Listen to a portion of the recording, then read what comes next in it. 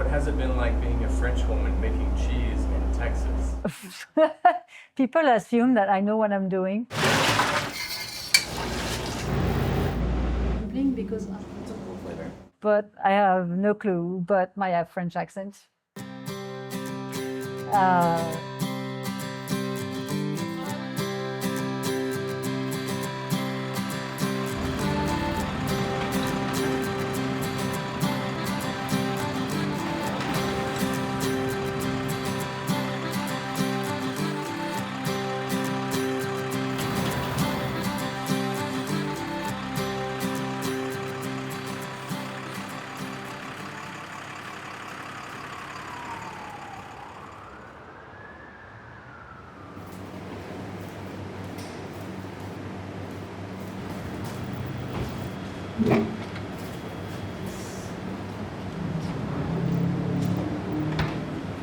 So I'm Kirsten, and we are in my cheese shop in Waco, Texas.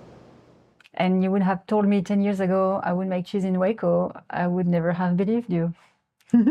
Because I was a physician in the countryside of Paris. So yeah, big change. Okay, and so then I need to first do a 1 milk. I'm sure it's negative. So that's my negative control. And now we wait for a few minutes. Meanwhile, we are going to pour the milk.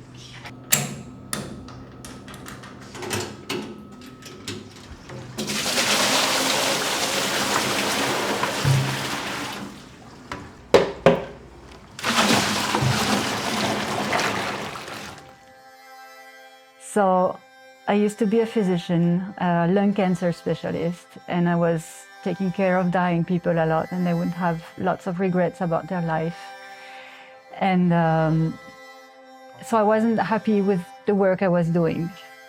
At the same time, I met my husband, and he was American, and so we went home, which is the USA at large for him, but we ended up in Dallas for a year, and then Waco.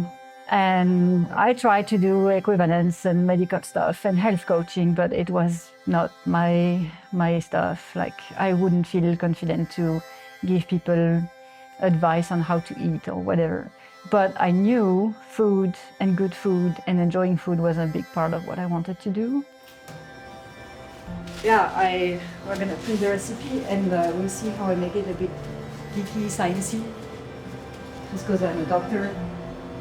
But you could make it artisan, and I remember asking a French group on Facebook, oh, what book do you recommend? And that girl who was making cheese for Babybel, she's like, yeah, this book, awesome, I still read it. And so I bought the book for a lot of money, and it is pure science, which is too much for me. Okay, so I'm gonna get my computer and print that recipe. And I was nearly ready to do a new residency, and then COVID started.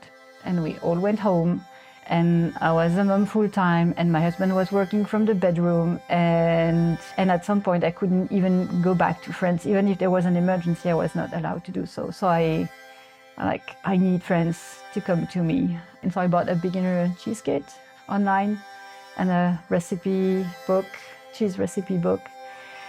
And that's how it started, in my home kitchen.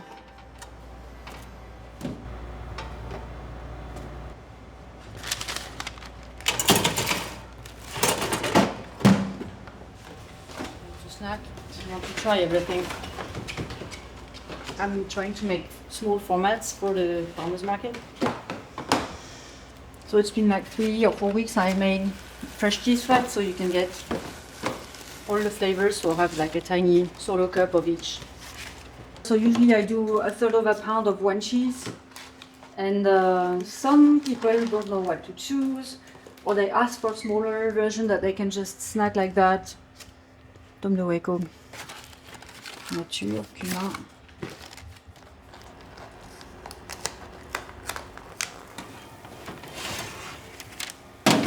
Et voilà. Like every art, when you are very experienced, you guessed the science of it without knowing the science.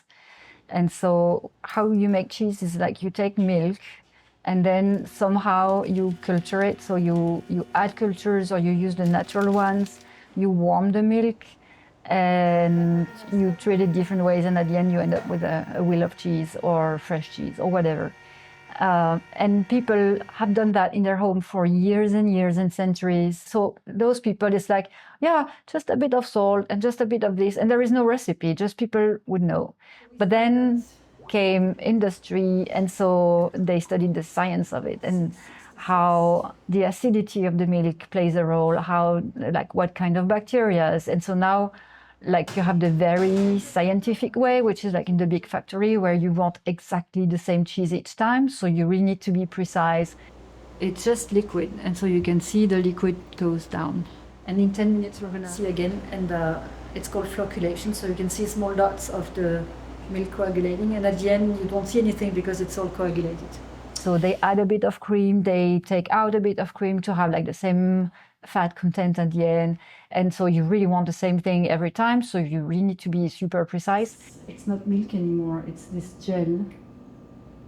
And but it's even further than flocculation. Now, if I do that, it's still very creamy. So it's like, it's not a clean break, and that's what we want. It's the clean break. So we need another 10 minutes, I think, and then it's gonna be clean break. Ready to cut. I started at home and I tried to learn my way, a bit of this, a bit, and I still do it, a bit of this. And so I make all the mistakes and accidents, and that's the way it is.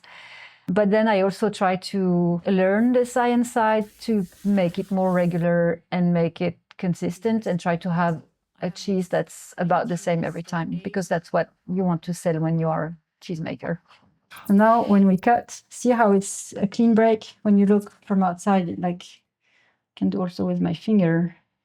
It's really ready to be cut. Now we have the curd cutter.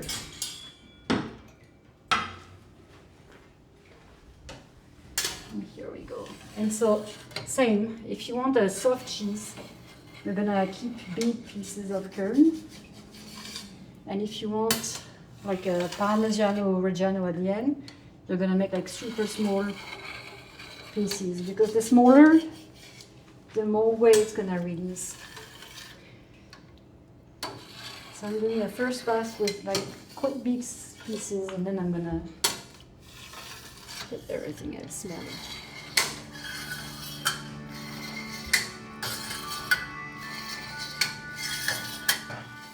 When was it? 2021.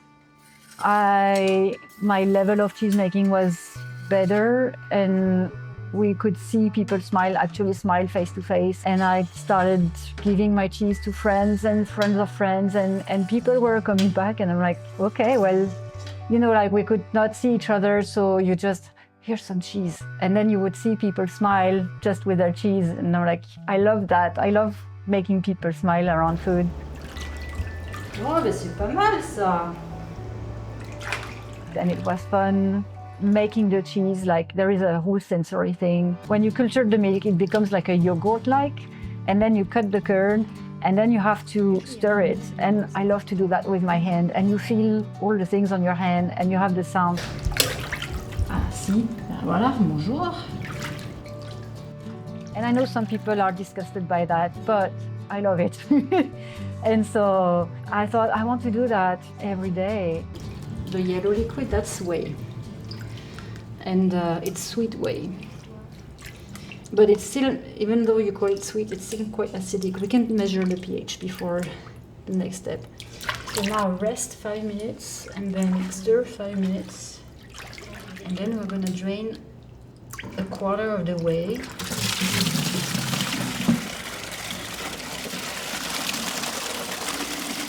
And this afternoon there is a pig farmer that's going to come and pick up 55 gallons of whey for his pigs.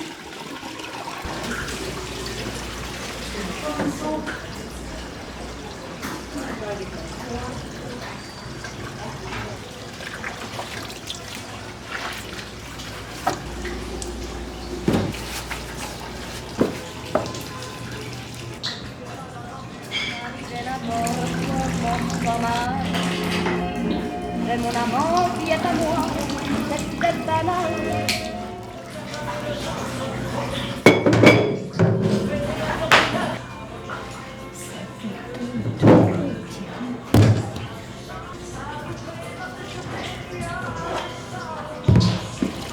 then sugar. Okay, enough. And now it's cleaning time.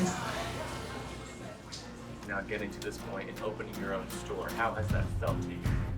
It's a bunch of emotions. So first, during the first few months, I was doing plumbing and bringing electrician and doing like, okay, so now I have this cheese vat that's attached to the wall and like everything's set up.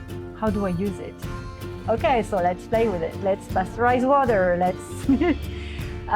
So it's fun and scary to learn that many things. And then you start selling your cheese, but it's nowhere close to pay the rent and pay everything you have to pay. And so it's very scary. So it's very exciting because it's a bunch of new stuff. It's really, what's the word? It's a passion because you can really make what you like. That's a different kind of rind. That's not supposed to be on this one, but that's here. Just that brainy side.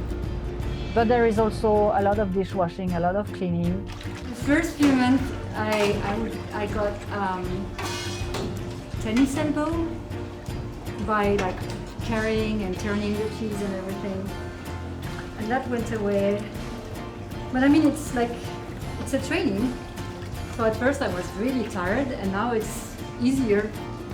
I have more muscles in my arm. I had to change a few shirts just because I got bigger arms.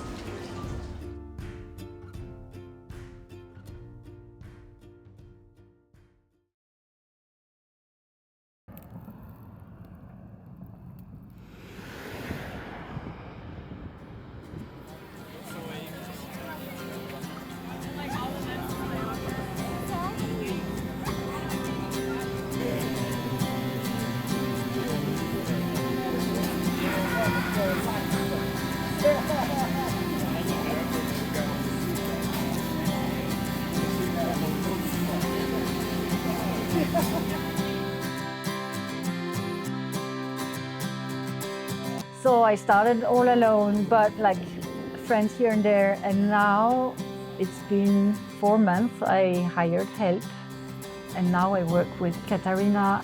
She's about half-time, three-quarter time, and I would love for her to become full-time when I can. She's from Germany, so it's fun because we share like a bunch of European things. And yeah, my vision is to make enough cheese every day that I have like a whole team. And I would love to bring employment to people, and especially people who maybe have a hard time finding something else. So Katarina, she's a bit like me. She's very highly educated in Germany. She had a super good career. But then here she's like too educated, but not the right degrees and right certification. So she couldn't find in her career. And so she came to me just to have a coffee. And I'm like, well, do you want to make cheese with me? And she's like, yeah, sure. And I'm expecting that it's going to be for everybody like that, people who don't know anything, and that we are going to learn together. Yeah.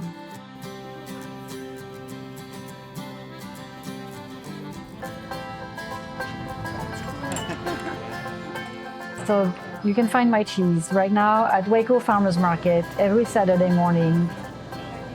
We have our shop on North Valley Mills Drive next to Aldi, and soon Farm to Table, the website between farms and customers. Have a social media account? Yes, at l'atelier_Fromager. You want me to spell it? Welcome in the cheese world. You can have great cheese made in Texas, European inspired, but also Texas inspired. And so go explore around your neighborhood if there is a cheesemaker. And if you're around Waco's neighborhood, here I am.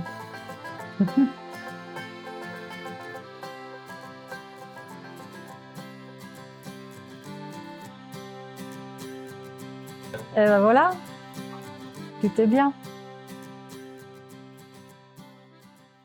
Good morning, everybody. It's Monday morning, and I saw a lot of new people coming around here. So I wanted to introduce myself. I'm Kirsten. I'm the cheesemaker at l'Atelier Fromager. I can't hide the fact that I'm French. You can hear it when I speak. And today is cheese making day. So on the small pan, I have 1 gallon of pasteurized milk that will become a washed rind cheese that doesn't have a name yet. And in the big pot are 4 gallons of raw milk that are gonna become a tome de Waco or an act of faith, depending on if I wash it or not. I still need to figure that out. So yeah, I also wanted to give you some news about a proper cheese making place. I have my eyes on a building around Waco that needs to change owner before I can rent it.